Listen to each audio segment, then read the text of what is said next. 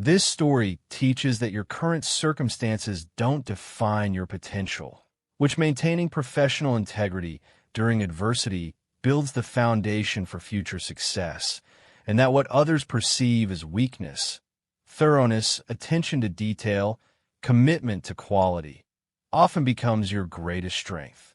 Success isn't measured by how quickly you rise, but by the substance of what you build along the way. Now let's begin. He called her too slow, too thorough, not cut out for the job. So he fired her, publicly humiliated her in a meeting, then had security escort her out with a box of her belongings. Jorge Kimbler thought he'd seen the last of Delia Saavedra. He was wrong, dead wrong, because 2 years later, she walked back in that same building, not looking for a job, not begging for a second chance. She walked in as the CEO of the company after acquiring his failing business.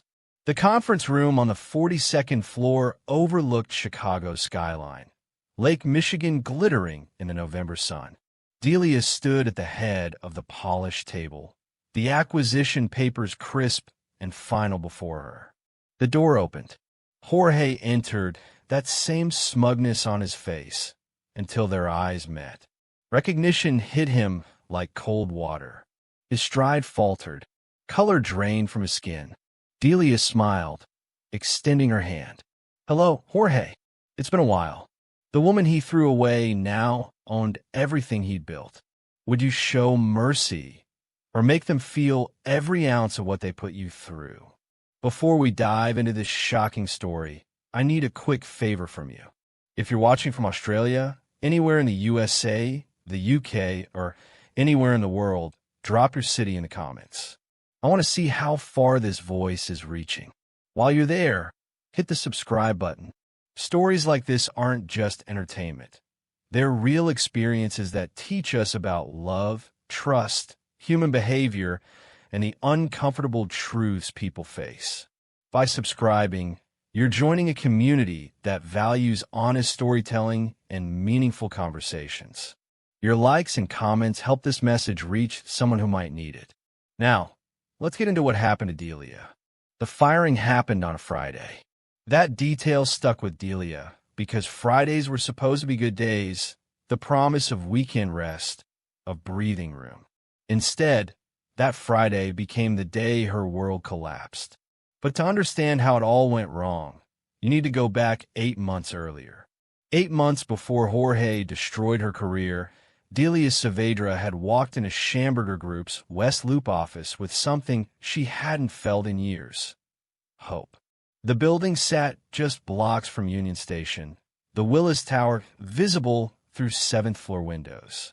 Modern glass partitions met exposed brick, the kind of renovated industrial space that made Chicago's tech scene feel alive with possibility. Delia was 33 and finally had work that mattered. Her grandmother had died 6 months earlier. Congestive heart failure, the doctors said. But Delia knew the truth. It was exhaustion from a lifetime of carrying everyone else's burdens while living in that small Bronzeville apartment where rent never stopped coming due. On her deathbed, her grandmother had gripped Delia's hand with surprising strength.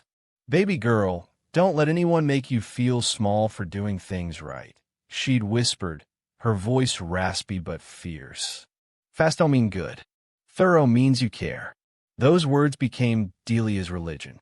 At Schamberger Group, Delia wasn't just installing software. She was building lifelines for children who couldn't attend school. Kids fighting cancer, recovering from accidents, lying in ICU beds while their classmates learned and laughed without them. Her first project proved why her approach mattered. 7-year-old Jasmine Rodriguez had leukemia. Too sick to risk infection by attending 2nd grade, she'd been stuck in a hospital room at Lurie Children's Hospital for 3 months. Her teacher, Mrs. Kowalski, wanted to connect Jasmine virtually to her classroom, give her back some piece of normal childhood. That's where Delia came in. She spent 3 full days on Jasmine's setup. Most technicians would have finished in 6 hours. But Delia tested every connection point. built backup systems so if one server failed, another took over instantly. Created accessibility features for days when chemotherapy blurred Jasmine's vision. Made the fonts larger. Added audio descriptions for when her eyes were too tired.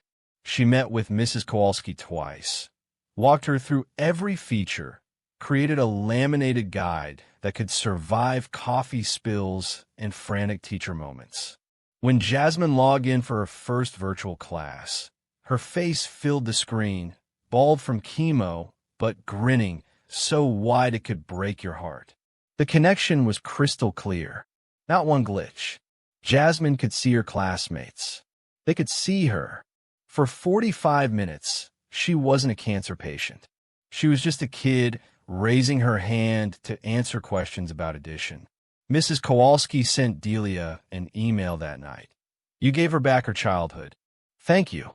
Delia kept that email in a folder labeled Why It Matters. But Jorge Kimbler measured success differently. He'd been appointed operations manager 3 months before Delia arrived.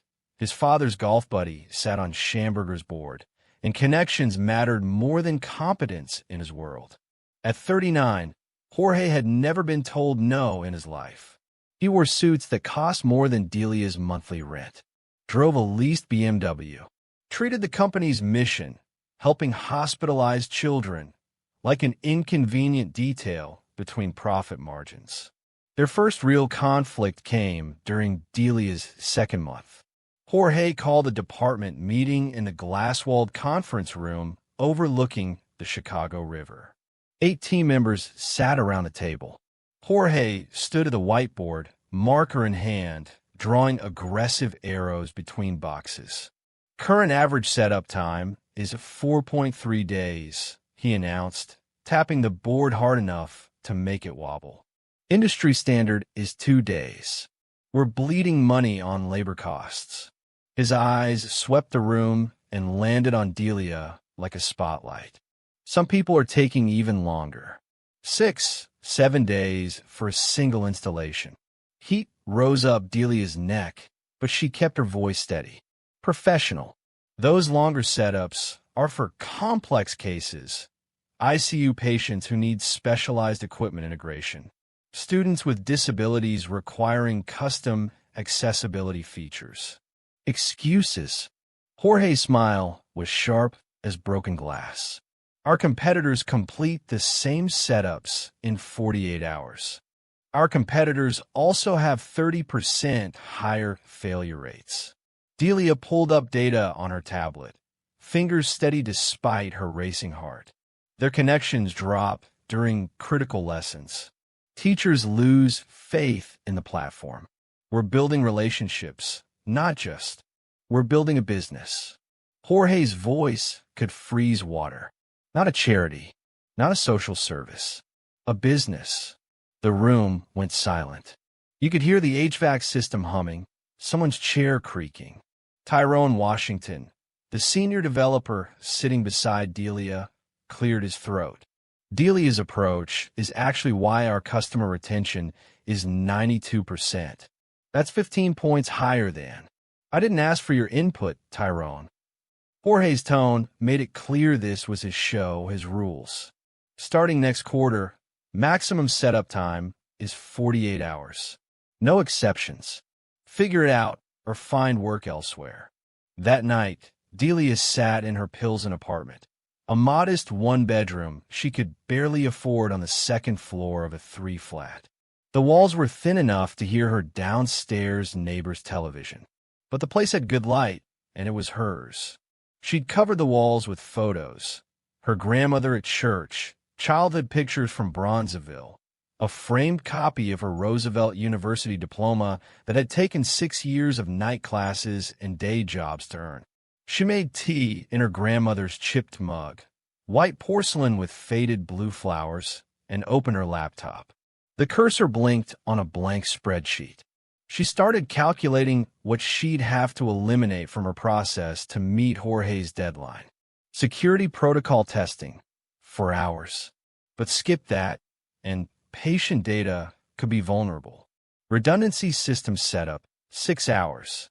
But without it, one technical failure could leave a hospitalized child isolated.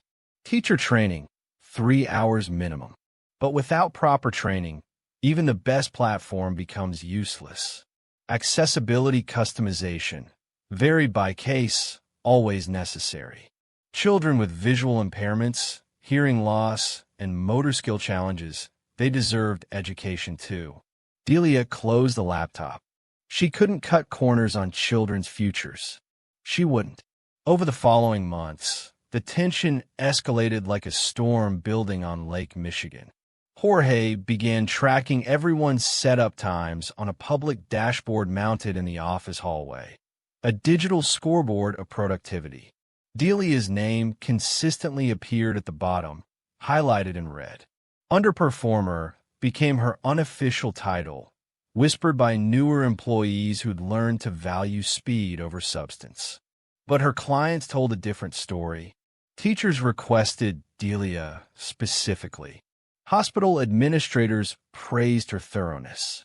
One parent of a child with muscular dystrophy wrote a letter to Beverly Grant, the company founder, describing how Delia had spent an entire Saturday, unpaid, on her own time, customizing the interface so their daughter could participate using eye-tracking technology.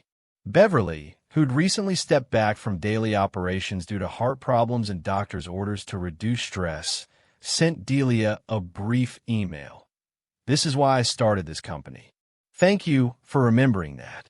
But Beverly wasn't in the office anymore, and Jorge controlled the operational narrative. Autumn turned Chicago's parks gold and rust. Delia walked to work most mornings through Union Park, needing those 20 minutes to steel herself for another day under Jorge's scrutiny. She'd stop for coffee at a corner shop on Ashland Avenue. The owner, Mr. Stewart, knew her order by heart. Medium coffee, cream, no sugar. "You look tired, Delia," he observed one October morning, sliding her cup across the counter with concern creasing his weathered face. "Long project," she replied with a smile that felt like it might crack. "My grandfather used to say, a tree grows slow but stands for 100 years. Bamboo shoots up fast but falls in first storm." Mr. Stewart's eyes held ancient wisdom. "Don't let anyone make you into bamboo." Delia carried those words like armor. The breaking point came on a gray Wednesday in early November. The kind of day where Chicago's weather matched the mood. Clouds heavy and threatening, the air cold enough to make your breath visible, winter announcing its arrival. Delia was working on a complex setup for University of Chicago Medicine's pediatric oncology ward. The patient was 16-year-old David Chun, recovering from a bone marrow transplant in a sterile isolation room. David was a junior, honors student.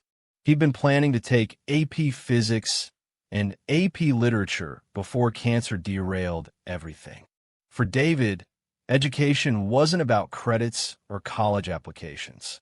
It represented something more fundamental: normalcy, hope, a future beyond hospital walls and 4 drips, and the constant fear that his body might reject the marrow that was supposed to save him. His case required specialized security protocols because his compromised immune system made even virtual visitors risky. Emotional stress could impact his recovery. Delia was coordinating with 6 different teachers across multiple subjects, each requiring separate integration, custom privacy settings, carefully calibrated notification systems.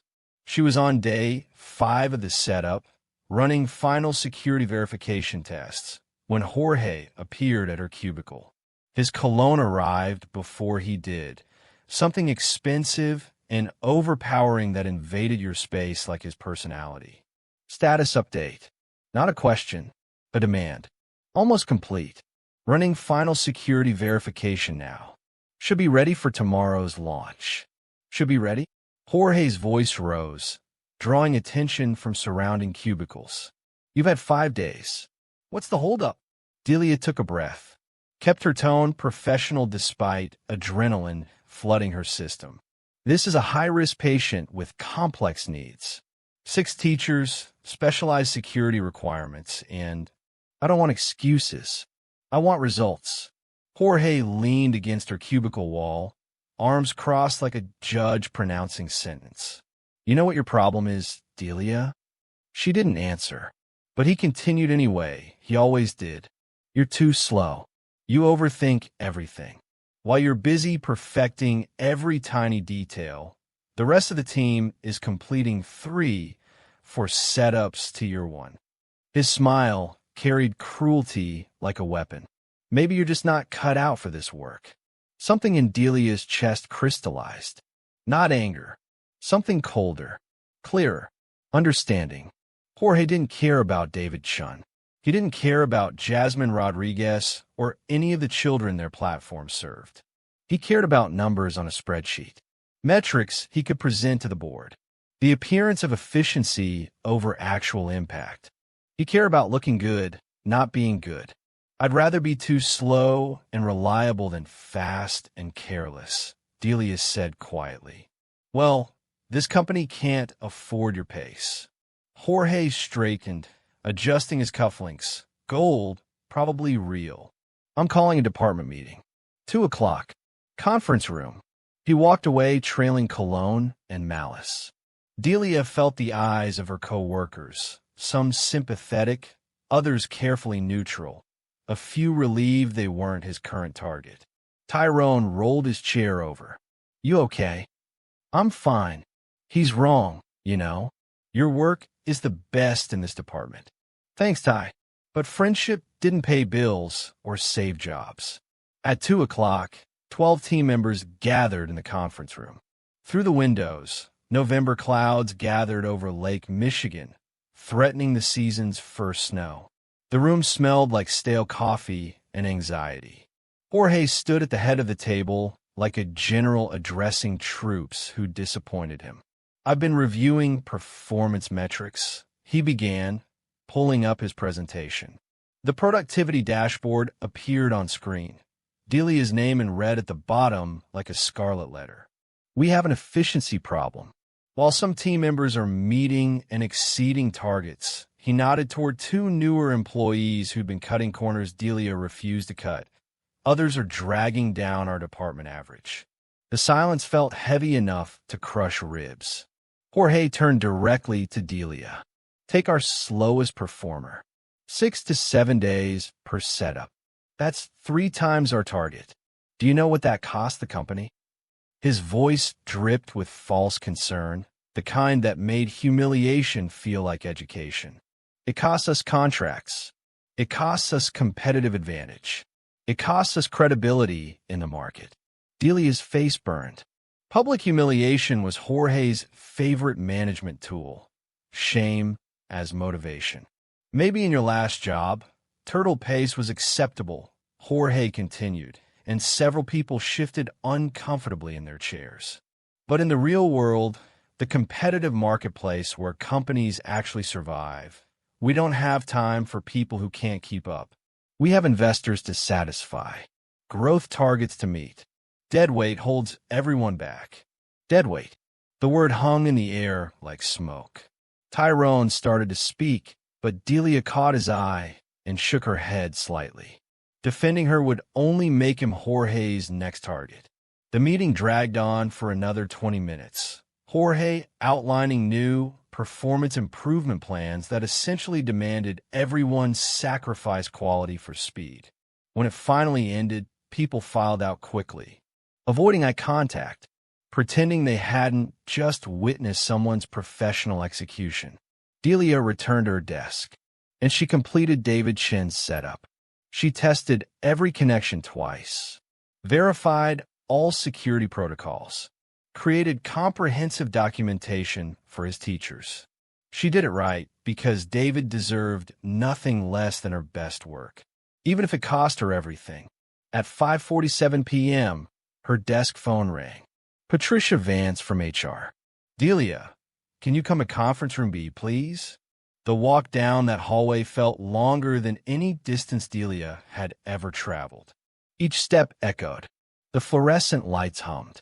Someone laughed in a distant office, unaware that someone else's world was ending. Patricia waited inside the small conference room.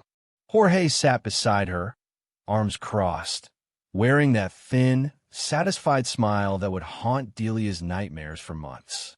"Please sit," Patricia said. Her voice was professionally neutral, but her eyes looked sad. Delia sat. Patricia slid a folder across the table. "Plain manila." Inside was the end of everything. "We're terminating your employment, effective immediately. Performance issues and inability to meet productivity standards." The words hit like physical blows. Delia's hands went numb. Her ears rang. "You have 30 minutes to collect your belongings. Your final paycheck will be mailed to your address on file, along with Cobra insurance information." Patricia finally met her eyes. "I'm sorry." Jorge said nothing, just watched Delia's face, feeding on her shock like it nourished something dark inside him. "Can I ask?" Delia's voice cracked. She swallowed hard and tried again. "Can I at least finish David Chin's setup?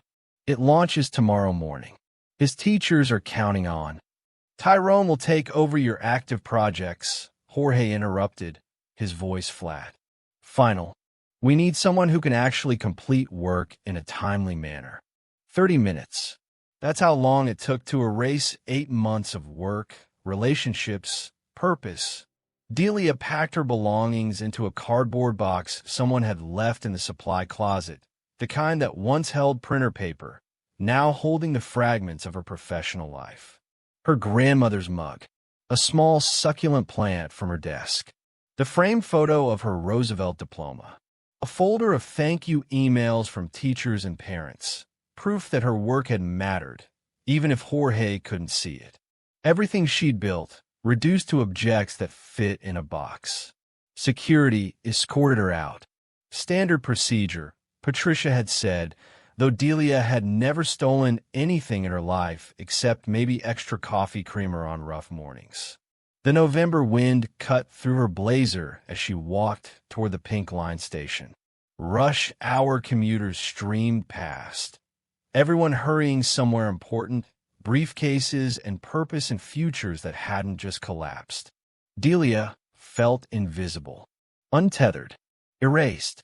On the train heading south toward Pilsen, she stared at her reflection in the dark window. 33 years old. Fired. The word tasted like metal and failure. When she reached her apartment, she set the cardboard box on the kitchen table and just stood there. The silence pressed in from all sides, oppressive, suffocating. Her phone buzzed. A text from Tyrone. "I'm so sorry. This is wrong. Call me if you need anything." Delia didn't call. She made tea in her grandmother's mug, sat on her second-hand couch, and for the first time since the funeral 6 months ago, she let herself cry. She cried for her grandmother's wasted wisdom, for David Chun, who'd wake up tomorrow to a stranger finishing her work, for all the children she'd never help now, for the unfairness of being punished for caring too much. She cried until she had nothing left, until the tea went cold, until November night pressed dark and final against her windows. And then, somewhere around midnight, something shifted. Delia wiped her face, blew her nose, stared at her reflection in the darkened window. And she got angry. Not the hot, destructive anger that burns out fast. The cold, clarifying anger that builds foundations. Jorge hadn't fired her for being inadequate. He'd fired her for refusing to compromise her principles, for insisting on doing work correctly, for caring more about vulnerable children than his profit margins. She hadn't been doing the work wrong. He'd been measuring success wrong. Delia opened her laptop, and she started taking notes. What was Delia planning?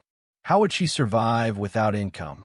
And could she really build something better than the company that threw her away? The answer would change everything. Most people would have spent that weekend drowning in self-pity. Delia spent it building a blueprint for revenge. Not the petty kind, the kind that destroys you as much as your enemy. the strategic kind, the kind that changes everything. The weekend after a firing felt suspended outside normal time. Delia didn't leave her apartment except for groceries at the corner store. She ignored 17 missed calls from her aunt, deleted dozens of concerned messages from former coworkers, avoided social media where her absence from Schamberger would eventually become public knowledge, proof of failure. Instead, she worked. Friday night, operating on rage and black coffee, Delia created a detailed analysis of every crack in Schamberger Group's foundation. The platform was fundamentally sound. Beverly Grant had built good bones. But Jorge's rush-to-market mentality had introduced fractures that would eventually become chasms. She documented everything with the same thoroughness that got her fired. Connection reliability, 78% uptime, which meant 22% of the time, students lost their classroom connection. 22% failure rate for children whose classroom was their only social connection during illness. Unacceptable.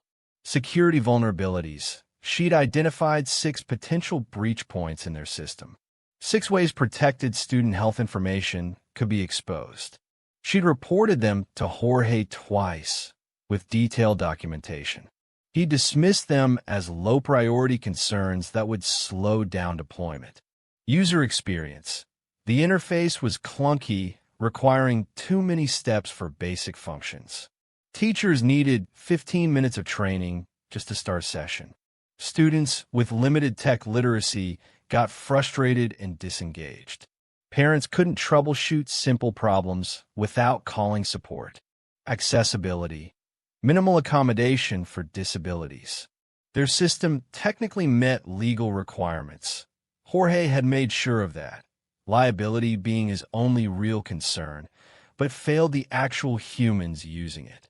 Customer service. When problems arose, response time averaged 48 hours. Children didn't have 48 hours. They had that day's math lesson, that afternoon's English discussion, that moment of connection with peers that reminded them they were still part of the world. Delia's fingers flew across the keyboard, each problem documented with clinical precision. This wasn't just analysis. This was ammunition. Saturday morning arrived cold and clear. Delia walked to Mr. Stewart's coffee shop, needing human contact even if it meant admitting what had happened. Mr. Stewart looked up from wiping down the counter, his weathered face registering surprise at seeing her in jeans and a sweatshirt instead of work clothes. "No work today?" he asked. Delia hesitated. Then the truth spilled out like confession. "I was fired." Mr. Stewart's eyebrows rose. "For what? Stealing? Being rude to customers? For being too slow?" He was quiet for a long moment. Then he poured her coffee and waved away her money when she tried to pay. "My grandfather built furniture," he said, sliding the cup toward her. "Every piece took him months. His competitors made cheap furniture in days. Assembly line work, all speed, no soul. His furniture still stands in homes across Taiwan 70 years later. Their furniture broke and was thrown away decades ago." He met her eyes with the kind of wisdom that comes from living through loss. "Fast is not always good, Delia. Sometimes fast is just fast. But quality? Quality stands for generations." Delia carried that coffee to Millennium Park. The November morning was cold but clear, Lake Michigan stretching gray and infinite to the eastern horizon like possibility itself. She sat on a bench near Cloud Gate, the bean as locals called it, watching tourists take selfies in its mirrored surface. Everyone wanted their reflection captured, proof they'd existed in this moment. Delia wanted to build something that would outlast reflections. She opened her laptop on that park bench, breath visible in the cold air, fingers going numb as she typed. And she started designing something new, not an improvement on Schamberger's system, a complete reimagining. She called it BridgeLearn because it wasn't just connecting students to classrooms. It was building bridges across the isolation of illness, the geography of distance, the limitations that told children they couldn't participate in normal life. By Sunday evening, she had a rough blueprint and a crushing realization. Blueprints needed funding, development, testing, time. Delia had $4,800 in savings, enough for maybe 3 months of rent and food if she cut expenses to the bone. Rice and beans, no coffee shop stops, no heat above 60 degrees in the apartment, no income, no job prospects. Who'd hire someone fired for performance issues? No network. Everyone she knew worked at Schamberger or in circles where Jorge's version of events would spread like disease. The impossibility of it all crashed over her like Lake Michigan's winter waves. Monday morning arrived with brutal clarity. Delia updated her resume, carefully scrubbing away the bitterness in her descriptions of Schamberger group work. Each bullet point felt like swallowing glass. Implemented virtual learning solutions for pediatric patients instead of did the work correctly while my boss valued speed over children's well-being. Exceeded customer satisfaction targets instead of was fired for caring too much. She spent 6 hours on job sites, applying for positions that felt like steps backward, basic tech support, entry-level integration work, anything that paid. Her inbox is filled with automated rejections. The rent was due in 12 days. Tuesday afternoon, her phone rang. "Tyrone, I quit," he said without preamble, his voice carrying an edge she'd never heard before. Anger, liberation, something combustible. Delia nearly dropped her phone. "What?" "I quit. Today." Walked into Jorge's office, turned in my resignation, and walked out. Tyrone laughed, but it sounded bitter and sharp. "Want to know why?" "Tell me." "Jorge took over your David Edwards setup. He cut corners on the security protocols because they were taking too long. Eliminated 3 layers of redundancy you'd built in. Rushed it live yesterday morning." Tyrone's voice hardened. "The system crashed 3 times during David's first class. The kid's mother called the hospital administrator. The administrator called Beverly Grant. And Beverly came back to the office for the first time in 2 months." Delia's hand tightened on the phone. "Is David okay?" "He's fine. Just disappointed and embarrassed. Had to explain to his teachers why the connection kept dropping. Felt like he was causing problems." Tyrone paused. "But Delia, Jorge tried to blame you for incomplete work. Said you'd left the setup unfinished, and that's why it failed." Rage flooded Delia's system, hot and righteous. "Beverly asked to see your documentation." Tyrone continued. "Turns out you'd left detailed notes showing exactly where you'd flagged security concerns and exactly where Jorge had overridden your protocols to speed up deployment." She read every word. Then she read Jorge the riot act in front of the entire development team. "Good," Delia said, surprising herself with the venom in her voice. "But it doesn't matter. Beverly's not well enough to run operations again. Jorge is still there. And I realized something sitting at my desk this morning." Tyrone's voice softened, became certain. "I can't be part of a company that treats people like you the way they did. That values what Jorge values. That fires its best employee for having integrity." The line went quiet for a moment.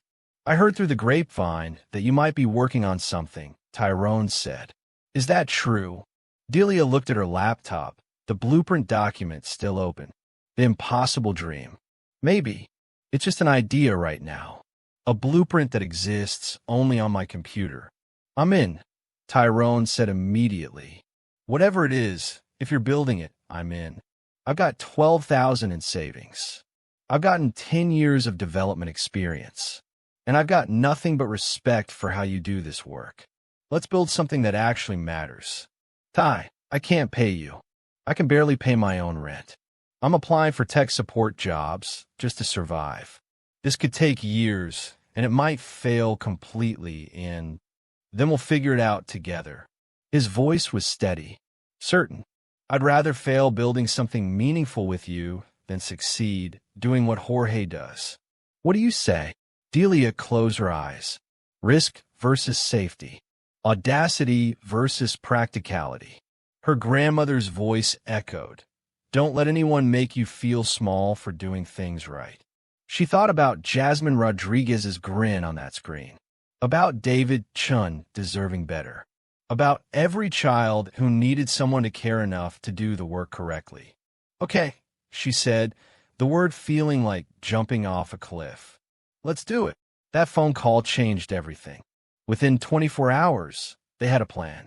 Within a week, they had a workspace, a corner table at a coffee shop in Andersonville called The Grind. Within a month, they had the first functional prototype. But getting there nearly destroyed them both. The next 9 months became a masterclass in what humans can endure when they believe in something larger than comfort. Delia and Tyrone met daily at The Grind. Chosen because their corner table had outlets, decent Wi-Fi, and patient owners who didn't mind those nursing single coffees for 6-hour stretches while they coded. The shop smelled like espresso and possibility. It sat on a street lined with vintage stores and rainbow flags, in a neighborhood that represented every kind of different being welcomed.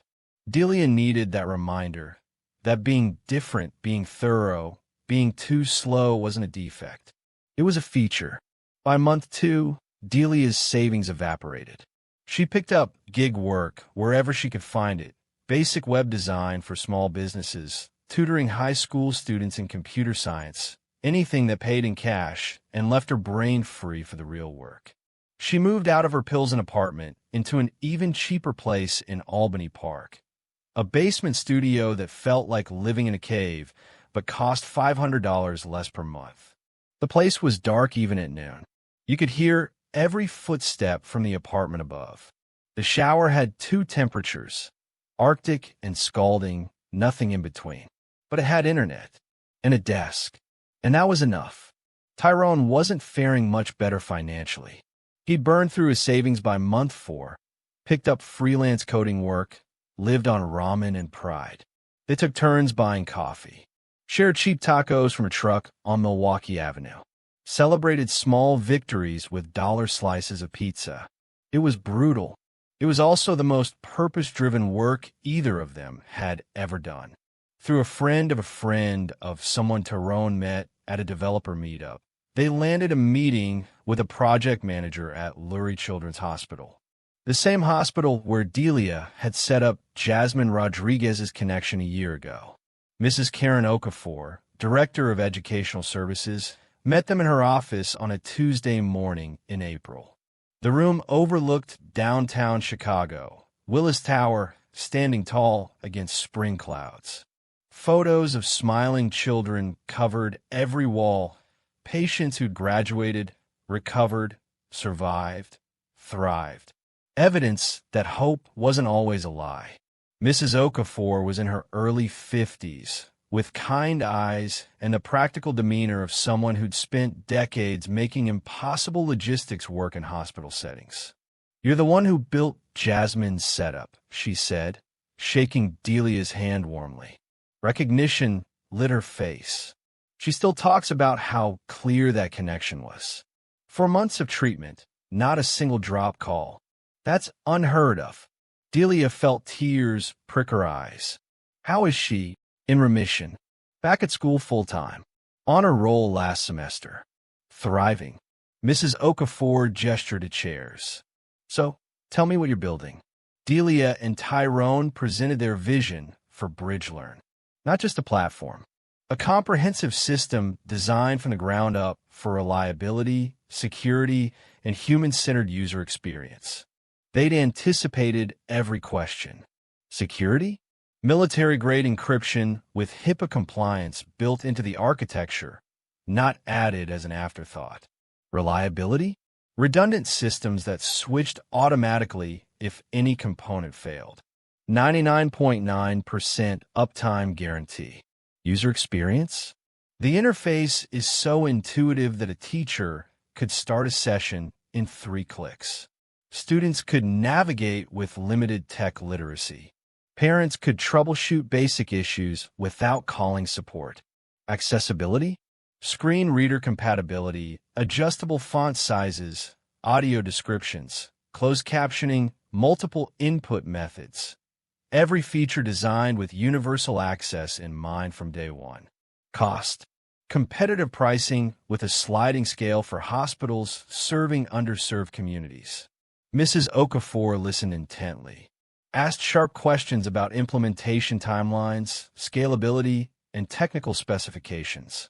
She wasn't easy to impress. Our current system through Schamberger Group is, she chose her words carefully, the way people do when professional courtesy battles honest assessment. Problematic. Teachers complain constantly about connection drops. We've had 3 security concerns flagged in the past 6 months. The interface confuses people. Honestly, if I could switch tomorrow, I would. She leaned forward, elbows on her desk. But you don't have a product yet. Just a vision. What would you need to actually pilot this at Lurie? Delia and Tyrone exchanged glances. What they needed was time, money, and access, 3 things they didn't have. Give us 3 months, Delia said, making a decision in real time that could bankrupt them both. We'll build a beta version specifically designed for Lurie's needs. Customized to your hospital's systems, your patient demographics, and your teacher's technical comfort levels. If it works, if it's everything we're promising, you consider switching from Schamberger. If it doesn't deliver, you've lost nothing but 3 months of patience. Mrs. Okafor studied them. 2 broke developers in a borrowed conference room, promising to revolutionize something that larger, better-funded companies struggled with. Then she extended her hand. 3 months. Show me what you can do. Those 3 months rewrote Delia's understanding of what humans could accomplish when purpose burned brighter than comfort. She worked 18-hour days, coded until her eyes burned and her hands cramped, survived on rice, beans, and the occasional splurge of pizza when Tyrone insisted she needed protein that didn't come from a can. They brought in 2 other developers, former Schamberger employees who'd grown disgusted with Jorge's management and jumped at the chance to build something meaningful. Delia couldn't pay them a salary, only equity in a company that existed only on paper. They said yes anyway. The 4 of them worked as people possessed, debugging at 2 a.m., testing edge cases at dawn, rebuilding entire modules when something didn't meet their standards. Delia's old co-workers would have laughed. Here she was, being too slow again, taking time to do things right. Except this time, there was no Jorge to punish her for it. The beta launch at Lurie in late April was imperfect but functional. 5 students, 5 teachers, 2 weeks of testing. Delia barely slept during those 14 days, monitoring every connection, tracking every potential issue, ready to troubleshoot at any hour. The system held. 0 dropped connections. Not one. Teachers praised the intuitive interface. One said it was easier than using email. Students engaged without frustration. Parents sent thank you messages to Mrs. Okafor. One parent wrote, "For the first time since my daughter's diagnosis, she came home from school excited about what she learned. Not exhausted from technical problems. Not frustrated from frozen screens. Just excited. Thank you." Mrs. Okafor called Delia on day 15. "I'm approving a 6-month pilot program. Full rollout across our pediatric oncology and long-term care units." Her voice carried something Delia hadn't heard in a long time: validation. "And I'm connecting you with administrators at the University of Chicago Medicine and Advocate Children's Hospital. They need what you're building." Delia hung up and cried in the bathroom with a grind. Not from sadness, from the overwhelming relief of being proven right. Word spread through the tight network of pediatric healthcare professionals the way good news does, organically, enthusiastically, person to person. BridgeLearn gained traction not through marketing, but through something more powerful, results that spoke for themselves. By autumn, exactly 1 year after Delia's firing, BridgeLearn served 12 hospitals across Illinois and Indiana. Delia hired 4 more people. All of them are passionate about education and mission-driven work. All of them were willing to work for equity and the belief that what they were building mattered more than immediate financial security. They operated from a shared workspace in Logan Square, crammed around folding tables in a room that smelled like old coffee and new possibilities. Working on mismatched chairs, using laptops held together with duct tape and determination. It wasn't glamorous. It was glorious. But by late November, they hit a wall. The company was growing faster than its resources could support. Hospitals wanted to sign on, but each implementation required custom work they couldn't afford to do for free. The team was exhausted. Equipment was failing. Delia's basement apartment had flooded twice, destroying her backup hard drive and nearly her will to continue. They needed real funding, or they'd collapse under their own success. Tyrone's persistent networking finally paid off. He connected with a venture capital firm in Boston through a former colleague.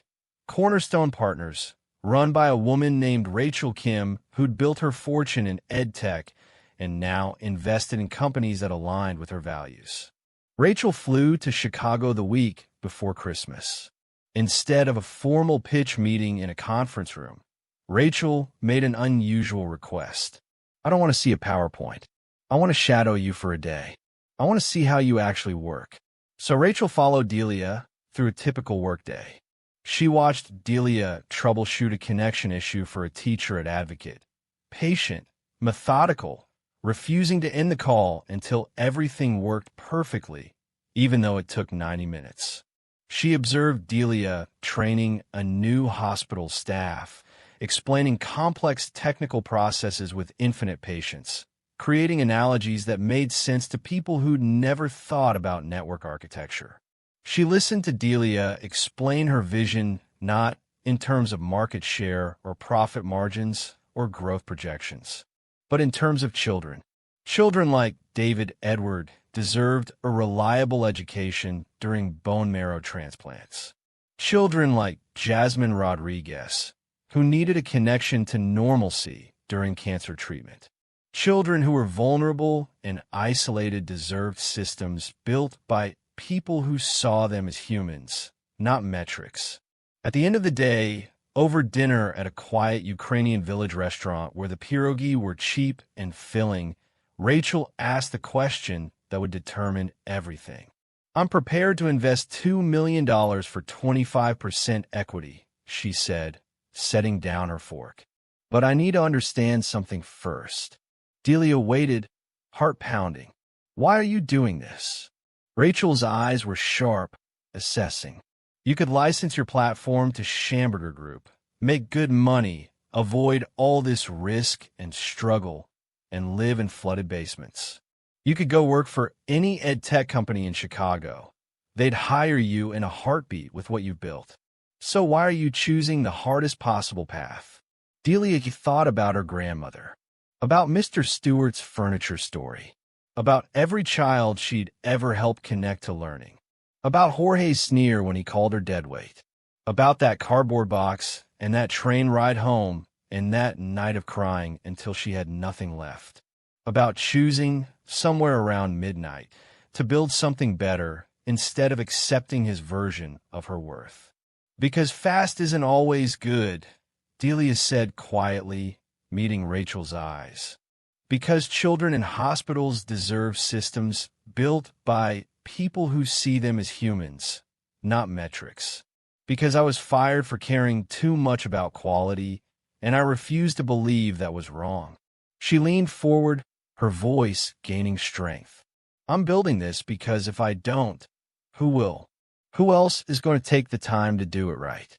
Who else is going to prioritize a hospitalized child's reliable connection over investor presentations and growth targets. Who else is going to say that vulnerable students deserve the same quality of education as healthy ones, and actually mean it enough to sacrifice everything? Delia's hands were shaking slightly, but her voice was steady. I'm building this because Jorge was wrong. About me.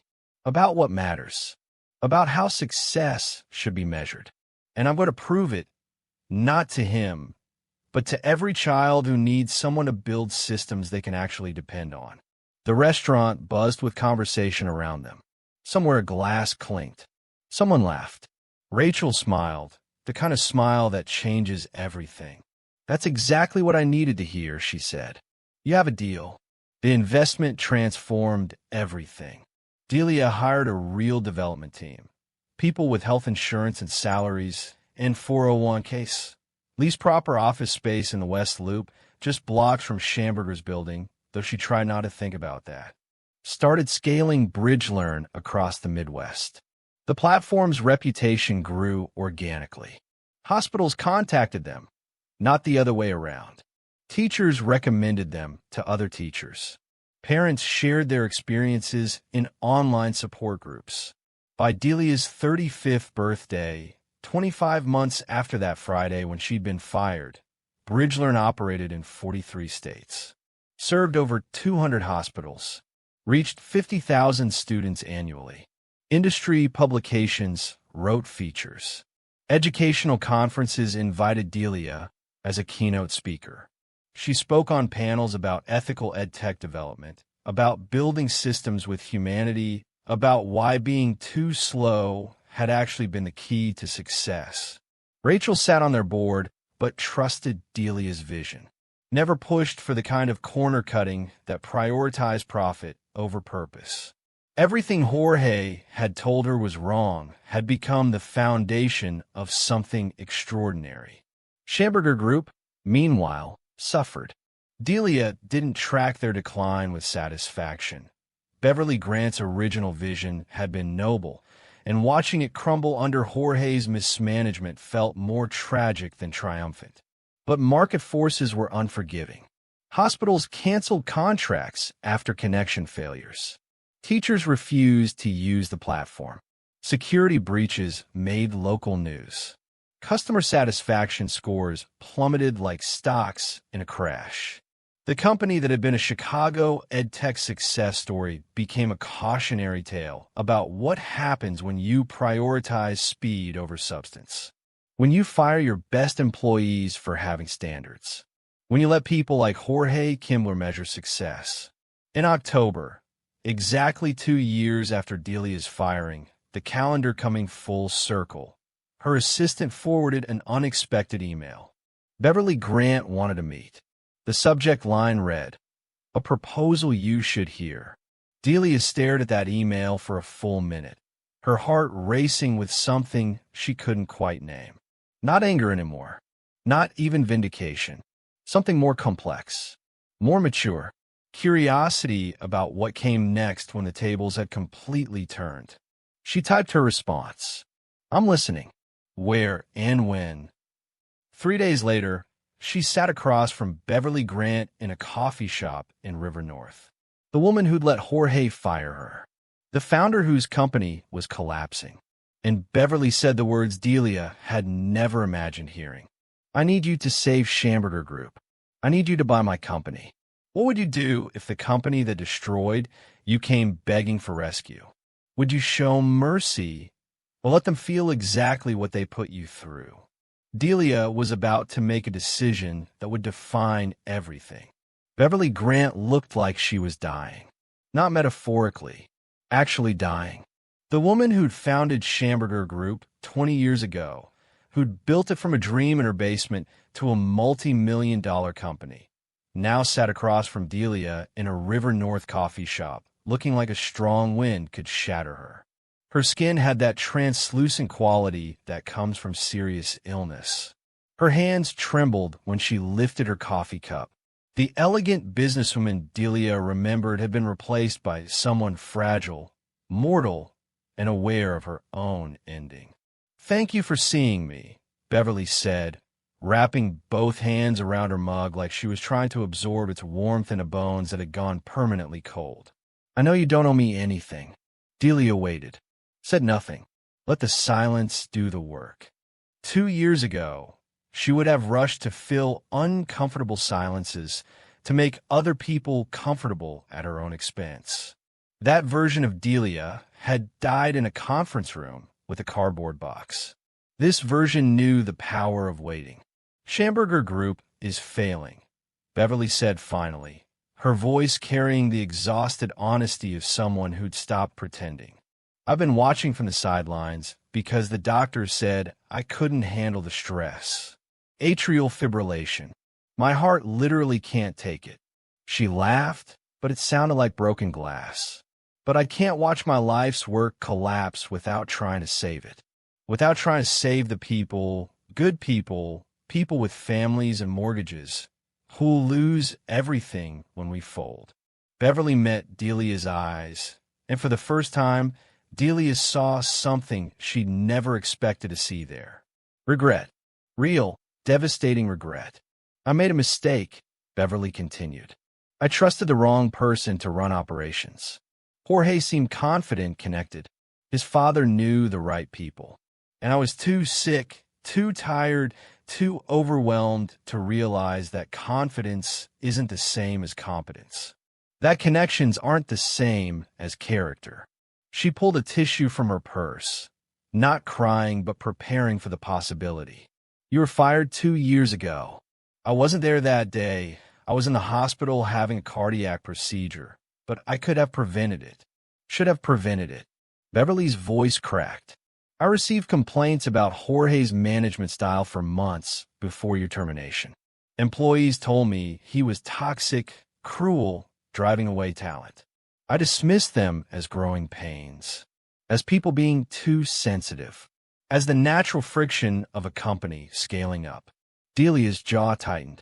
She'd been one of those complaints, filed formally through HR 3 weeks before her firing.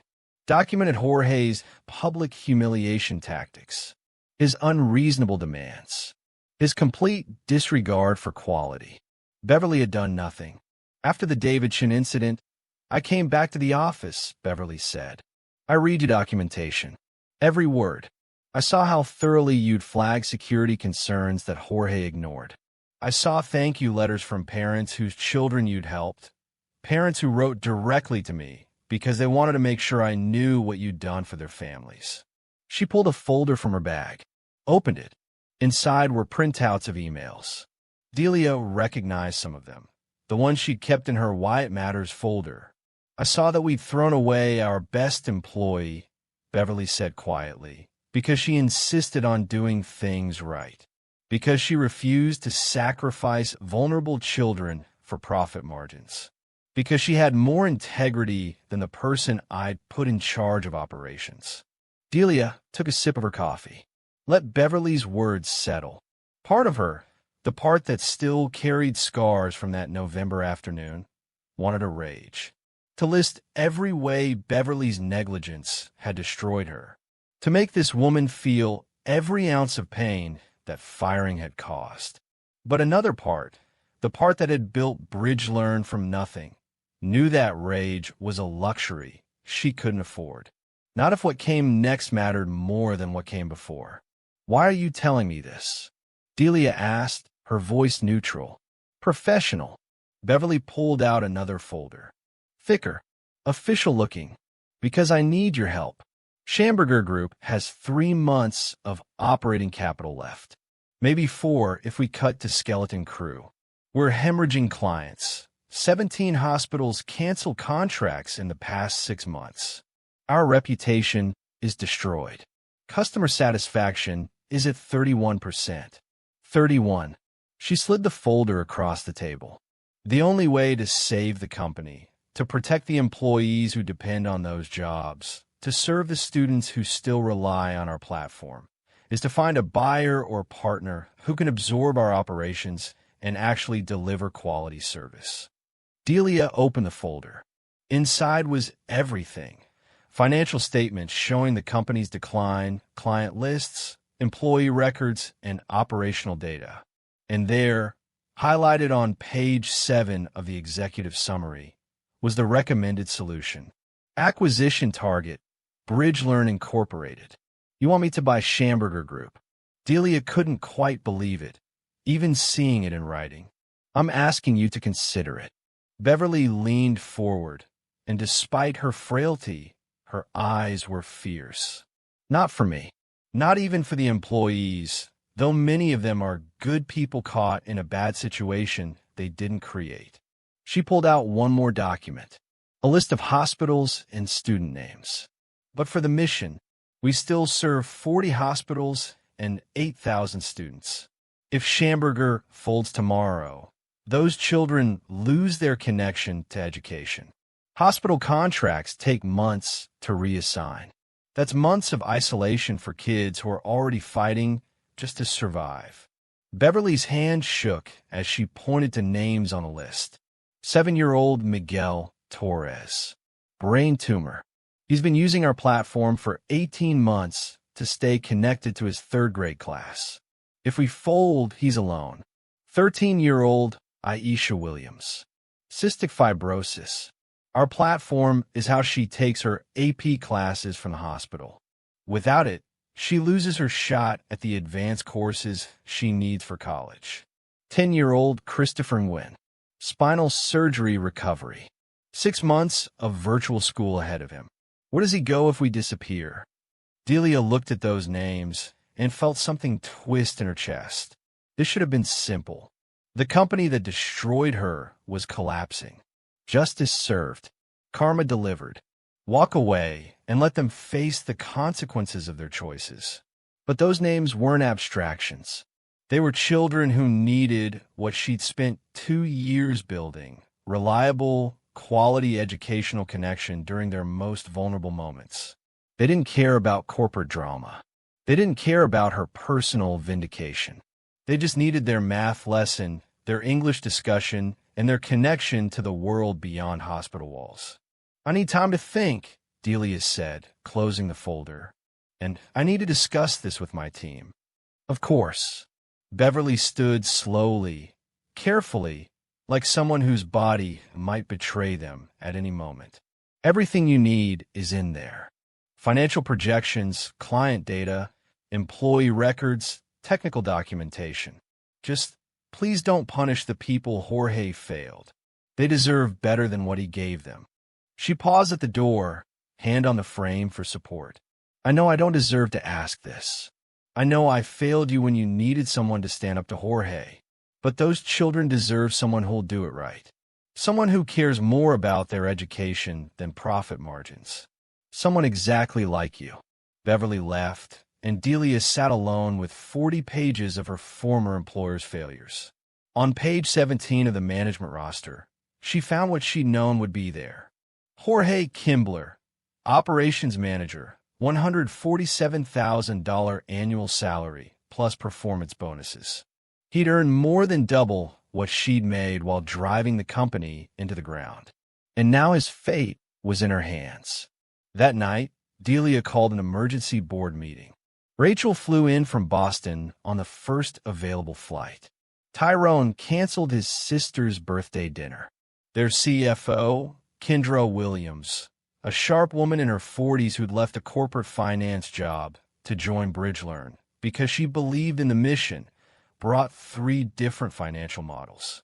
They gathered in BridgeLearn's conference room, the Chicago skyline dark beyond the windows, and Delia laid out everything Beverly had proposed. From a purely business perspective, Kendra said, spreadsheets covering the table, it makes sense. We acquire their client base, 40 hospitals, 8,000 students, and absorb the worthwhile talent. We expand our hospital network by 40 facilities in one transaction. The price Beverly's asking is $2.8 million, which is actually generous given their financial situation. We'd be getting assets worth at least $4 million at bargain rates. But, Rachel asked, reading the hesitation in Kendra's voice, but their systems are a mess. We need to migrate all 40 hospitals to our platform. That's months of intensive work. We need to hire more support staff. We need to rebuild trust with administrators who've been burned by Schamberger's failures. Tyrone leaned forward. We can handle the technical side. The platform migration is straightforward, tedious, but straightforward. The real question is whether we want to take on Schamberger's damaged reputation, and whether Delia can handle this professionally. Rachel said, not unkindly. Her eyes were direct, honest. This isn't just business for you. This is the company that fired you. The boss who humiliated you still works there. Can you navigate that without it becoming personal? Every eye in the room turned to Delia. She thought about that November afternoon 2 years ago. The cardboard box, the train ride home, the night of crying until she had nothing left. She thought about Jorge's sneer, his cruelty, the way he'd fed on her humiliation like it nourished something dark inside him. She thought about her grandmother's voice, don't let anyone make you feel small for doing things right. And she thought about Miguel Torres with his brain tumor, Aisha Williams with her cystic fibrosis, Christopher Nguyen recovering from spinal surgery. Children who didn't care about her pain, who just needed someone to build systems that actually worked. Yes, Delia said, her voice steady. I can handle this professionally, because this isn't about Jorge or revenge or vindication. It's about 8,000 students who need reliable education during their most vulnerable moments. She looked around the table at people who'd believed in her when she had nothing but a blueprint and determination. That's always what it should have been about. That's what Jorge never understood. And that's why we'll succeed where he failed. Delia opened her laptop, pulled up a document she'd been drafting. But I'm not doing this on Schamberger's terms. If we acquire them, we do it my way. Full migration to bridge-learn systems. Complete operational overhaul, and significant changes to personnel. She met Rachel's eyes. I won't bring toxicity into a company we've built on integrity. Some people from Schamberger will have jobs. Others won't. That decision will be based entirely on competence, values, and alignment with our mission. Rachel smiled, the kind of smile that said she'd hoped Delia would say exactly that. Then I'm voting yes on the acquisition. Anyone opposed? Silence. Kendra raised her coffee cup. Let's go save some kids, and maybe prove that doing things right actually wins in the end. The acquisition took 6 weeks to finalize. 6 weeks of lawyers and contracts and due diligence and negotiations. 6 weeks of Delia reviewing every employee file from Schamberger Group, determining who aligned with BridgeLearn's values and who didn't. 6 weeks of planning how to tell Jorge Kimbler that his employment would not transfer to the new company. She spent those weeks personally meeting with every Schamberger employee being offered a position at BridgeLearn. She wanted them to understand the culture they'd be joining, the standards expected, the mission driving everything. Some of those meetings were straightforward. Good employees thrilled to escape Jorge's toxic management. One meeting required courage Delia didn't know she possessed. Patricia Vance, the HR director who'd processed Delia's termination, sat across from her in BridgeLearn's conference room, looking like someone facing execution. I need to apologize, Patricia said before Delia could speak, words tumbling out like confession. I processed your firing. I knew it was wrong. I saw the performance data, the client feedback, the documentation showing Jorge was targeting you unfairly. And I did it anyway, because I was afraid of losing my own job. I was a coward when you needed someone brave. Delia let the words hang in the air between them. Patricia wasn't making excuses, wasn't minimizing, just acknowledging what she'd done and taking responsibility for it. That took courage. I'm not asking for forgiveness, Patricia continued, her voice shaking slightly. Just understanding that I know I failed you when you needed someone to stand up to Jorge. I've regretted it every day since. Delia studied the woman across from her. Patricia was 45, divorced, supporting 2 teenagers on a single income. She'd been at Schamberger for 12 years before Jorge arrived and turned the culture toxic. By the time she processed Delia's firing, Patricia had already watched Jorge push out 5 other good employees.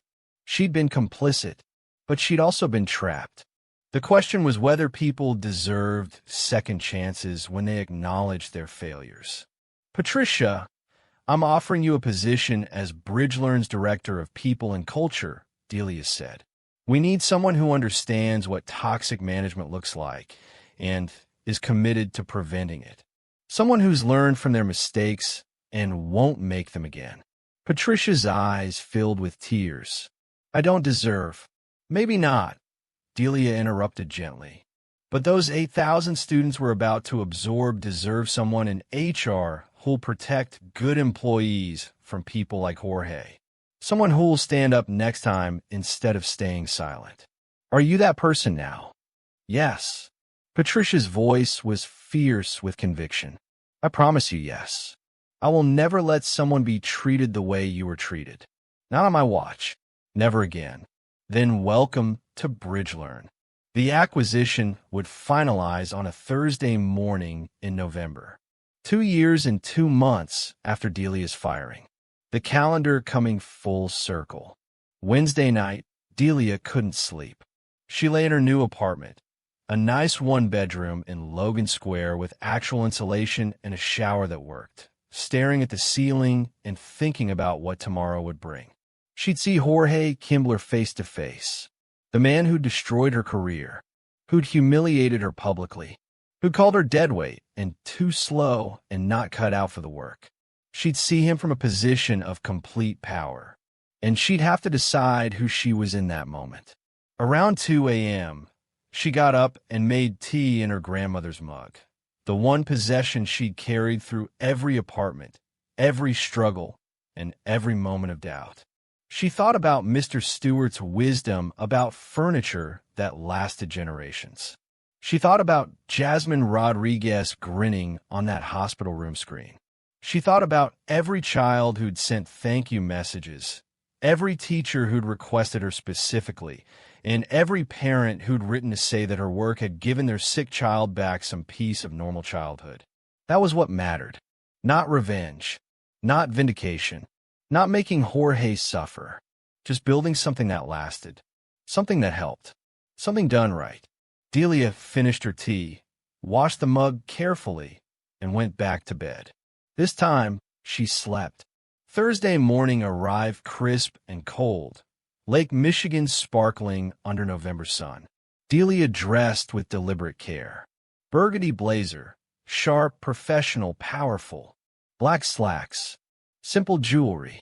Her natural curls pulled back in a professional bun. She looked in the mirror and barely recognized the woman staring back. 2 years ago, she'd been broken, afraid, questioning everything about her worth and abilities. This woman was certain. The Uber dropped her at the building on West Loop, the same building where she'd once worked on the 7th floor, where Jorge had fired her, where her career had ended. Now she was returning as CEO of the company acquiring it. She rode the elevator to the 42nd floor, the executive level she'd never accessed as an employee. The doors opened on a polished marble, floor-to-ceiling windows, the kind of space that announces importance. Beverly Grant's assistant greeted her with nervous professionalism and escorted her to the main conference room. The room overlooked Chicago's skyline, Lake Michigan glittering in the distance. Willis Tower stood sentinel. The city sprawled below, millions of lives intersecting, each person carrying their own struggles and triumphs and ordinary moments that mattered. Delia arrived 15 minutes early. As always, preparation was still her shield. The acquisition papers sat on the polished conference table, crisp and final. Signatures required in multiple places. Her lawyer had reviewed everything twice. The deal was solid. Schamberger Group would officially become part of BridgeLearn by end of business today. Delia stood at the head of the table, looking out at the city where she'd been born, raised, broken, and rebuilt. She heard the conference room door open behind her. Delia turned slowly, deliberately. Jorge Kimbler entered first, Beverly Grant behind him. He wore an expensive suit, probably the same one he'd worn to fire her, or one just like it. His hair was styled perfectly. His shoes were polished to military shine. He carried himself with that same confidence, that same smugness that said he'd never been told no, never faced real consequences, never learned that cruelty had costs. Until their eyes met. Delia watched recognition hit him like cold water. His confident stride faltered mid-step. The color drained from his tanned face. She actually saw it happen, like watching time-lapse footage of something dying. His mouth opened slightly, no words coming out. His hands, those same hands that had gestured dismissively while calling her deadweight, started to tremble. Beverly moved past him to shake Delia's hand. "Thank you for coming. I believe you remember Jorge Kimbler, our operations manager." Delia smiled, extended her hand professionally. "Hello, Jorge. It's been a while." Jorge's hand, when he finally shook hers, was clammy, cold. His grip was weak. Nothing like the firm handshakes he'd used to establish dominance in meetings. "Ms. Saavedra," he managed, his voice strangled. I didn't realize that the CEO of BridgeLearn was your former employee." Delia kept her smile professional, her voice even. "I imagine that's awkward for you. Please sit." They settled around the conference table. Delia at the head, the power position. Beverly to her right. Jorge across from them, alone. Delia's legal team and CFO flanked her. Jorge sat isolated, which seemed fitting somehow. A man who'd built his authority on making others feel small, now shrinking in his expensive suit. "Let's begin," Delia said, opening the folder before her. "Beverly has proposed that BridgeLearn acquire Schamberger Group's operations, client contracts, and key personnel. We've reviewed the financials and operational data. We're prepared to move forward, contingent on several requirements." She walked through the terms with calm precision. Purchase price of $2.8 million, 60-day transition timeline, and complete migration to BridgeLearn systems, client communication strategies, employee integration protocols. Jorge said nothing, just stared at the table. His earlier smugness completely evaporated. Delia noticed details she'd never had the power to see before. The way his jaw clenched when she mentioned complete operational overhaul. The way his hands gripped the armrests when she discussed significant personnel changes. The way his breathing got shallow when she said quality standards that align with our mission. He knew what was coming. Regarding personnel, Delia continued, reaching the section she knew would hurt him most. "We've reviewed employee records and performance metrics from the past 3 years. We'll be extending offers to 17 of your current staff to join BridgeLearn. These are people whose work aligns with our quality standards and mission-driven values." She pulled out a list, slid it across to Beverly. "And the others?" Beverly asked quietly, though she already knew the answer. "Will receive full severance packages per their contracts and 6 months of job placement assistance. We'll honor all commitments and treat everyone with dignity during this transition." Delia paused, then looked directly at Jorge. "That's how good companies handle difficult transitions. They don't throw people away." The barb landed exactly as intended. Jorge's jaw tightened, but he couldn't meet her eyes. "There's one employee whose status requires special discussion," Delia said, her voice carefully neutral, but every person in the room understanding what came next. "Jorge Kimbler, current operations manager." The room went completely silent. Someone's phone buzzed in a briefcase, muffled and distant. Jorge finally looked up, something desperate flickering in his eyes. Fear, disbelief, the dawning understanding that he'd underestimated the wrong person. "Your employment with Schamberger Group will not transfer to BridgeLearn," Delia said. Each word felt weighted. Final. Justice delivered not with rage, but with professional clarity. Your management style and operational decisions have been directly responsible for the company's decline. You prioritize speed over quality, metrics over mission, and appearance over substance. Under your leadership, client satisfaction dropped 43%, security breaches increased by 60%, and employee turnover reached 35% annually. Delia pulled out documentation, graphs, testimonials from former employees, client complaints, documented instances of Jorge overriding safety protocols to meet arbitrary deadlines. You created a toxic work environment that drove away talented employees and damaged relationships with hospital partners. You made decisions that put vulnerable children at risk because you couldn't be bothered to understand why certain protocols mattered. Jorge's face flushed red. He stood abruptly, chair scraping loud against polished floor. "You can't." His voice cracked with anger and fear. "This is revenge. Pure revenge. You're firing me because I fired you, and you can't handle." "Sit down," Delia said quietly, but with steel underneath. Jorge remained standing, hands gripping the table edge. "Sit down." Something in her voice, calm, certain, absolutely immovable, made him sink back into his chair. "This isn't revenge," Delia continued, her voice softening not with sympathy, but with something worse for him, pity.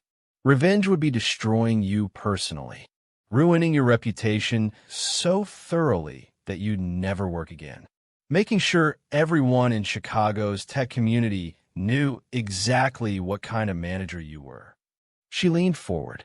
"I'm not doing that. You'll receive the severance package outlined in your contract, 6 months' salary. I'll provide a neutral employment reference, if asked. I won't badmouth you to other companies or try to damage your prospects." Delia straightened, her eyes never leaving his face. "But I will not bring you into a company built on the principles you rejected. I will not let you infect a culture we've created around integrity, quality, and actually caring about the work we do. I will not allow you to treat my employees the way you treated me. 2 years ago, you fired me for being too slow," Delia said, her voice carrying the weight of every moment since that November afternoon. "You called me deadweight. You humiliated me in front of colleagues. You told me I wasn't cut out for this work. You watched me leave with a cardboard box, and you felt powerful." She stood, and despite being several inches shorter than Jorge, she somehow seemed to tower over him. "You were wrong about everything. My slow approach was the right approach. My attention to detail was what our clients actually needed. My insistence on quality over speed was what built a company now valued at $35 million and serving 250,000 students annually." Delia's voice didn't rise. Didn't need to. You had a chance to run a company that mattered. A company that helped vulnerable children. A company that did real good in the world. And you destroyed it because you couldn't see past your own ego. Because you measured success by how fast things got done instead of whether they got done right. Because you care more about looking productive than actually being effective. She walked closer to him, and Jorge actually leaned back in his chair. "I hope someday you understand what you lost here. Not this job. You'll find another one. Someone will hire you based on your resume and your confidence. But I hope you understand that you had the opportunity to be part of something meaningful, and you squandered it by being cruel and careless and convinced that your way was the only way." Delia's voice softened to something almost gentle. "I hope you learn that leadership isn't about making people feel small. That success isn't measured by how many shortcuts you can take. That doing things right, even when it takes longer, is what actually builds something that lasts." She returned to her seat at the head of the table. "You're dismissed, Jorge. Patricia will handle your exit paperwork. You have until end of business Friday to clear out your office." Jorge stood on shaking legs. grabbed his briefcase, started toward the door. Then he turned back, unable to help himself. You know what? His voice carried forced bravado, the last desperate attempt to retain some dignity. You were always difficult, always questioning everything, slowing everything down with your perfectionism. This company would have succeeded if people like you had just done what you were told instead of making everything complicated. Delia almost felt sorry for him. Almost. No, Jorge, she said quietly. This company is failing because people like you never learned that doing things right matters more than doing things fast. That real success is built on substance, not shortcuts. That leadership means serving something larger than yourself. She stood one final time. I tried to teach you that 2 years ago when I explained why security protocols mattered. When I showed you data proving that thoroughness led to better outcomes. When I demonstrated through my work that children deserve systems built by people who actually care. Delia walked closer, her voice dropping to something almost intimate. You couldn't hear it then because you were too busy protecting your ego, too convinced that anyone who disagreed with you was wrong by definition, too focused on metrics that made you look good instead of work that was actually good. She extended her hand one final time, not to shake, but to hand him a business card. I hope you learn from this, Jorge. I genuinely do. Not for my sake, but for yours. Because the world is full of people like you, confident, connected, convinced of their own brilliance. And eventually, all of you run into someone who actually knows what they're doing. Someone who cares more about substance than appearance. Someone who won't compromise their principles for your convenience. Delia's smile was sad, almost sympathetic. I hope the next person you underestimate teaches you more gently than I did. Jorge stared at her business card for a long moment. Then he turned and walked out without another word, the door closing behind him with quiet finality. The sound of a chapter ending. After Jorge left, Beverly Grant sat back in her chair, something like wonder on her face. How did you do it? She asked quietly. Do what? Stay professional. Gracious, even. If I were you, I would have destroyed him. Made him feel every ounce of humiliation he put you through. Delia thought about that question, about the version of herself who'd cried on the train 2 years ago, about the rage that had fueled her first months of building BridgeLearn. Because destroying him would have made me more like him, she said finally. And I've spent 2 years becoming someone better than that. She looked at Beverly directly. I didn't build BridgeLearn to get revenge on Jorge. I built it because vulnerable children deserve better than what Schamberger was giving them under his leadership. The fact that it also proved him wrong about me is just bonus. Beverly nodded slowly. For what it's worth, I'm sorry I didn't see what he was doing earlier. I'm sorry I wasn't strong enough to stop him before he hurt you. I know, Delia said, and meant it. Will you? Beverly hesitated. Will you do better with the company than I did? Will you protect it from people like Jorge? Yes, Delia said simply, because I'll never forget what it feels like to be underestimated, to be thrown away for doing things right. And I'll never let that happen to anyone on my team. 6 months after the acquisition, Delia stood in what had been Schamberger Group's office, now BridgeLearn's expanded Chicago headquarters, and barely recognized the place. They'd gutted the 7th floor, removed the glass partitions that had made everyone feel exposed and watched, replaced the productivity dashboard hallway with a wall of impact, photos, and thank you letters from families whose children they served. Jasmine Rodriguez's picture was there, smiling in her elementary school graduation gown. Cancer-free for 3 years now. David Chin's was there too. Accepted to MIT with a full scholarship, his college essay about how virtual learning during his transplant recovery had saved his academic future. And hundreds of others. Children who'd been isolated by illness, connected by technology, built by people who cared enough to do it right. The office buzzed with different energy now. People actually talked to each other, laughed, collaborated without fear that showing vulnerability would be used against them. Patricia Vance ran HR with fierce protectiveness, the convert's zeal of someone who'd failed once and would never fail that way again.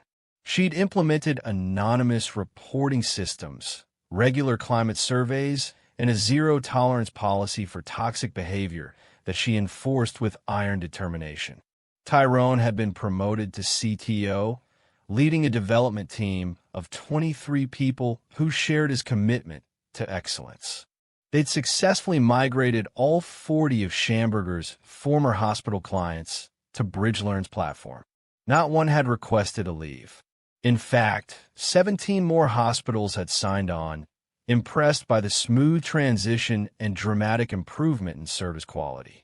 Mrs. Okafor from Lurie Children's Hospital stopped by that afternoon for their quarterly review meeting. "You wanted metrics," she said, pulling up a presentation.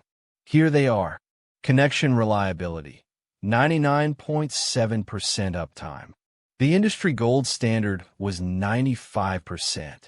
Security incidents, 0 in 6 months. Schamberger had averaged 2 per month. Teacher satisfaction, 94%, up from 67% under the old system. Student engagement, 89% of students using the platform reported feeling very connected to their classrooms. Under Schamberger, that number had been 52%. But the real metric, Mrs. Okafor said, pulling up a final slide, is this. It was a photo of a girl in a hospital bed, wearing a birthday crown made of construction paper, surrounded by virtual classmates singing to her through a screen. That's Destiny Johnson, 8 years old, leukemia. Her birthday was last week, and she couldn't have friends visit because her immune system is too compromised. Mrs. Okafor's eyes were bright with emotion. Her teacher used your platform to organize a virtual party. 30 classmates sang to her. They played games. They made her feel celebrated. She closed the laptop. That's what you built, Delia. Not just a platform, a lifeline, a way for children to stay children even when their bodies betray them. That evening, after everyone had gone home, Delia sat alone in the conference room on the 42nd floor, the same room where she'd faced Jorge 6 months ago. She thought about that moment, the look on his face when he'd realized who she'd become, the way his confidence had crumbled, the power reversal that could have been intoxicating if she'd let it. She'd heard through professional grapevines that Jorge had landed a consulting position in Atlanta. He was fine, not thriving, but fine. Probably still confident, still convinced his way was right, still measuring success by all the wrong metrics. And she felt nothing about it. Not satisfaction, not anger, not vindication, just indifference. He'd become irrelevant to her story. A minor character in someone else's journey who'd briefly intersected with hers and taught her what kind of person she didn't want to become. Her phone buzzed. A text from her aunt, who she'd finally told the whole story to last month over dinner. Saw the article about BridgeLearn in the Tribune. Your grandmother would be so proud. I'm proud. You proved that slow and steady wins when steady means thorough. Love you. Delia smiled, tears pricking her eyes. BridgeLearn hosted a celebration event that weekend at Navy Pier. The iconic Chicago landmark stretched into Lake Michigan, the Ferris wheel glowing against the twilight sky. The event space buzzed with everyone who'd been part of the journey: employees, investors, hospital partners, and teachers who used the platform. And families. So many families. Parents whose children had used BridgeLearn during illness. Some of those children were there too. Survivors, thrivers, kids who'd beaten their diagnoses and returned to normal life but still remembered the platform that had kept them connected during their darkest days. Delia moved through the crowd, shaking hands, accepting congratulations, feeling simultaneously proud and humbled. Rachel Kim found her standing at the pier's edge, watching water lap against the pylons below. "Penny for your thoughts?" Rachel asked, handing her a glass of champagne. "Just thinking about how strange life is," Delia said. 2.5 years ago, I was fired from a job I loved. Today, I run a company serving 250,000 students annually across 48 states. If you told me then where I'd be now, I wouldn't have believed you. Do you ever think about Jorge? Wonder what he's doing? Delia had, actually, but not in the way Rachel probably meant. I heard he's doing consulting work in Atlanta. He's fine. She sipped her champagne, watching the Ferris wheel's slow rotation. And I realized something recently. I used to imagine this moment, the moment when I'd proven him wrong, when I'd succeeded beyond anything he thought possible. I imagined it would feel like vindication, like justice, like the universe finally balancing the scales. And it doesn't feel like any of that, Delia admitted. It feels like relief. Relief that I trusted myself enough to keep going when everything looked impossible. Relief that I built something that actually helps people. Relief that being fired turned out to be the best thing that could have happened to me because it freed me to create what I knew was needed. She turned to Rachel. Jorge was wrong about me. But more importantly, I was right about what mattered. Right about the value of doing things thoroughly. Right about prioritizing quality over speed. Right about building systems for humans instead of metrics. Delia smiled. And that matters so much more than proving him wrong ever could. A voice called out behind them. "Ms. Saavedra." Delia turned to see a teenage girl, 14 now, tall and bright-eyed, standing with her mother. It took her a moment to recognize Jasmine Rodriguez without the baldness, without the hospital room backdrop, without the four-pole that had once been part of every virtual classroom session. "Jasmine." Delia felt her throat tighten. "Hi." Jasmine grinned, and it was that same grin from 7 years ago, the one that had reminded Delia why her work mattered. "My mom said you were having this party, and I wanted to come say thank you. You probably don't remember me, but I remember you," Delia said, her voice thick with emotion. "You were in 2nd grade. Mrs. Kowalski was your teacher. You loved answering questions about addition, and you had the best smile I'd ever seen on a screen." Jasmine's mother's eyes went glossy with tears. "You remember," she whispered. "I remember every child I've worked with," Delia said softly. "How are you, Jasmine?" "I'm great. Freshman year of high school. Straight A's. I'm on the robotics team and the debate team, and I want to study computer science in college." Jasmine's enthusiasm bubbled over like champagne fizzing. "Because when I was sick and couldn't go to school, your platform meant I still got to be a kid. I still got to learn and see my friends and feel normal. That mattered so much." She pulled something from her backpack, a handmade card, the kind kids make with construction paper and markers. "I made this when I was in 5th grade, but I never knew how to send it to you. It's kind of childish now, but..." Delia opened the card. Inside, in careful kid handwriting, "Thank you for making my computer work so good when I was sick. You made it so I could see my friends even when I couldn't leave the hospital. You're the reason I still got to learn math and reading when I had cancer. You saved my school year. You saved how I felt about myself. Thank you forever. Love, Jasmine." There was a crayon drawing of a girl at a computer, smiling. Delia couldn't speak, couldn't get words past the lump in her throat. "You okay?" Jasmine asked, concerned. "Yes," Delia managed, wiping her eyes. Thank you for this. This means more to me than you know." Jasmine hugged her, and for a moment, Delia was transported back to that first setup 7 years ago. Testing every connection, building backup systems, creating accessibility features for days when chemo made everything harder. All that work that Jorge had called too slow. All that care that he'd called deadweight. It had mattered. It had saved Jasmine's academic year. and maybe her sense of self during the worst time of her life. And here she was, thriving, brilliant, planning a future that cancer had tried to steal. "You're going to build amazing things," Jasmine, Delia said. "I know it." After Jasmine and her mother left, Delia stood holding that handmade card, tears streaming down her face. Rachel put an arm around her shoulders. "This is why you do it," Rachel said quietly.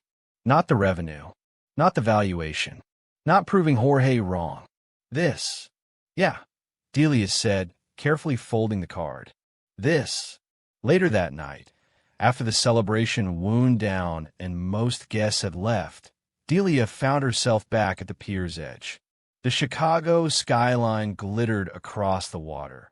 Her city, the place that had broken and rebuilt her. Tyrone appeared beside her with 2 glasses of champagne. "To the slowest, most successful person I know," he toasted, grinning. Delia laughed and clinked her glass against his. "To doing things right, even when everyone says you're doing them wrong."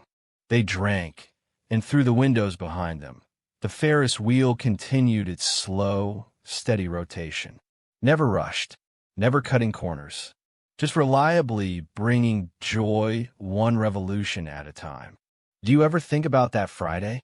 Tyrone asked. "The day Jorge fired you?" "Sometimes," Delia admitted. "Less than I used to." "What do you think when you do?" Delia considered the question. Watched moonlight reflect off Lake Michigan surface. "I think about how devastated I was. How certain I was that my career was over. How much I believed Jorge when he said I wasn't cut out for the work." She smiled. "And then I think about everything that came after. The blueprint I built that weekend. The coffee shop coding sessions. The impossible odds. The moment Mrs. Okafor said yes to the pilot program. Every hospital that signed on. Every child we helped." She turned to Tyrone. "And I think about how none of it would have happened if Jorge hadn't fired me. If I'd stayed at Schamberger, I would have kept building solid setups for individual students. Good work, meaningful work, but limited work." Delia's eyes were bright with realization. "Being fired forced me to ask bigger questions. What could I build if I controlled the standards? What could I create if I didn't have someone constantly pushing me to cut corners? What was possible if I trusted my instincts about what quality meant?" "So you're saying Jorge did you a favor?" Tyrone sounded skeptical. "No," Delia said firmly. "Jorge was cruel and wrong and damaged a lot of good people. I wouldn't wish that experience on anyone. But I'm saying I took something terrible and transformed it into something meaningful. I refused to let his version of my worth become my reality." She looked back at the celebration and sighed. Her team, her company, physical proof that thoroughness and care and doing things right could succeed in a world obsessed with speed. "That's what I'm proud of. Not that I proved him wrong, though I did. Not that I succeeded despite him, though I did.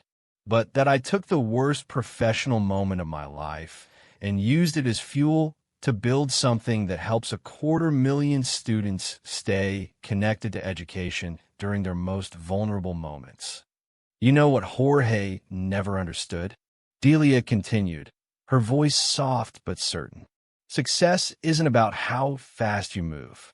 It's about whether you're moving in the right direction, whether what you're building will last, whether the people you serve are actually better off because of your work."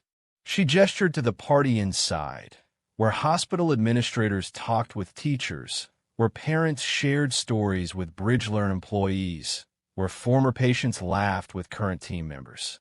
He measured success by how many setups got completed per week, by how impressive his reports looked, by whether he could show growth metrics to the board. Delia's voice carried the wisdom of someone who'd learned these lessons through fire. But none of that matters if what you're building doesn't actually work. If your speed comes at the cost of reliability. If your efficiency means vulnerable children suffer from connection failures during the lessons that keep them tethered to normal life. Tyrone nodded. "That's what makes BridgeLearn different. Every decision starts with, does this serve the students better? Exactly. And that was always the right question. I was asking it 2.5 years ago at Schamberger. Jorge just couldn't hear it because it conflicted with the questions he cared about. Delia finished her champagne, set the glass down carefully. I hope he learns someday. I genuinely do. Not because I care about his redemption. He's irrelevant to my life now. But because the world has enough people who prioritize appearance over substance, speed over quality, their own ego over the people they serve. We need more people who ask, am I doing this right? Instead of just, am I doing this fast? Your grandmother would be proud, Tyrone said quietly. Delia felt tears prick her eyes again. Yeah, she would. She remembered her grandmother's last words. Don't let anyone make you feel small for doing things right. Fast don't mean good. Thorough means you care. Every word had been proven true. Fast hadn't meant good. Jorge's rushed approach had destroyed Schamberger's reputation and client base. Thorough had meant care, and that care had built BridgeLearn into something that actually helped people. And most importantly, she'd never let anyone make her feel small again for insisting on doing things right. The Monday after the Navy Pier celebration, Delia stopped at Mr. Stewart's coffee shop on Ashland Avenue. She hadn't been in months. The new office was in a different neighborhood. Her morning routine had changed, and success had shifted her daily geography. But she needed to close this loop. Mr. Stewart looked up when she entered, his weathered face breaking into a smile of recognition and delight. Delia, I saw your picture in the newspaper. Big success. Coffee shop girl becomes big CEO. His pride was genuine, warm. Medium coffee, cream, no sugar, yes? Yes, Delia said, laughing. Some things don't change. He prepared her drink with the same care he'd shown 2.5 years ago when she'd come in crying about being fired.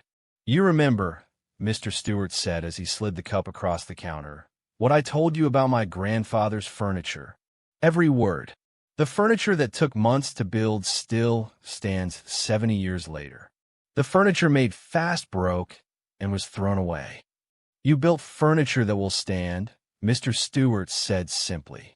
I knew you would, because I saw how you were when you came in that day. Sad, yes, but not broken. Angry, yes, but not bitter. You were someone who knew the difference between being told you were wrong and actually being wrong. Delia pulled out her wallet, but Mr. Stewart waved it away like he had so many times before. This one is free. Celebration of furniture that lasts. Mr. Stewart, you've been giving me free coffee for years. Please let me pay. No. His voice was firm but kind. You pay by building good things. You pay by staying true when everyone tells you to compromise. You pay by proving that slow and thorough wins when it matters. He leaned forward, his ancient eyes twinkling. Besides, you're good for business. People come in, see your picture on wall. He gestured to a framed newspaper article he'd hung by the register. They say the CEO comes here. Must be a good coffee shop. You make me famous. Delia hugged him across the counter. This man who'd offered wisdom when she had nothing but despair. Thank you, she said. For everything. Thank you, he replied, for remembering that fast is not always good. Back at the office, Delia stood in the hallway where Jorge's productivity dashboard had once hung, that digital scoreboard of shame that had highlighted her name in red as the slowest performer. Now that wall displayed something entirely different, the impact wall. Hundreds of photos and thank you letters from families. Children smiling in graduation gowns. Kids holding awards for academic achievement. Parents writing about how BridgeLearn had given their hospitalized children hope during darkness. And in the center, mounted in a simple frame, was Jasmine Rodriguez's handmade card with its crayon drawing and heartfelt message. Patricia Vance appeared beside her, holding coffee. I walk by this wall every day, Patricia said quietly.